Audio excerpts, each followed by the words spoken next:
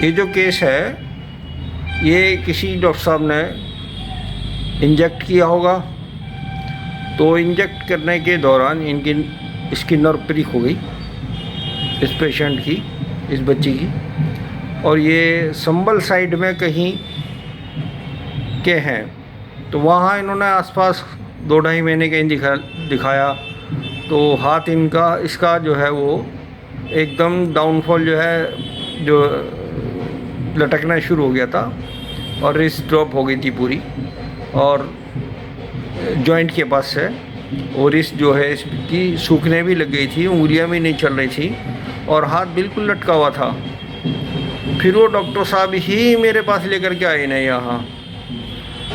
अब मैं इनको देखा तो नर्व वाकई में इनकी जो है बहुत ज़्यादा प्रिक हो चुकी थी।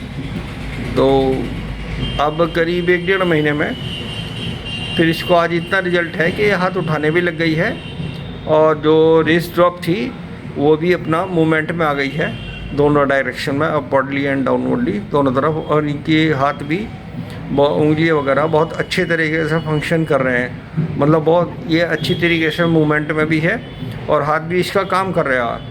वरना अगर और ये डिले होता रहता तो हाथ सूख करके बिल्कुल लटक जाता है इसका। तो ये मेरी अपनी एक रिसर्च का मैटर है और ऐसे बहुत सारे केसेस मैंने किए हैं और आगे भी मैं केसेस जो है वो दिखाता रहूँगा। हाँ बेटा, जब तुम आए थे तो आपको जो है हाथ में कितनी परेशानी थी? उठता ही नहीं था, ना ऊपर मूवमेंट था ना गट्टे में कोई मूवमेंट था, है ना। ये जो मैं ट्रीटमेंट ले रहा हूँ इसको मैं मॉडर्नाइज किया है अपने तरीके से, जो अब से 5,000 साल पहले कभी इंडिया में होता था। महर्षि सुश्रुत जो करते थे उन्हीं के काम के ऊपर मैंने आगे बढ़ाया है मेरिडियंस को, जिसे मारवा कभी बोलते थे, उन चीज़ों को।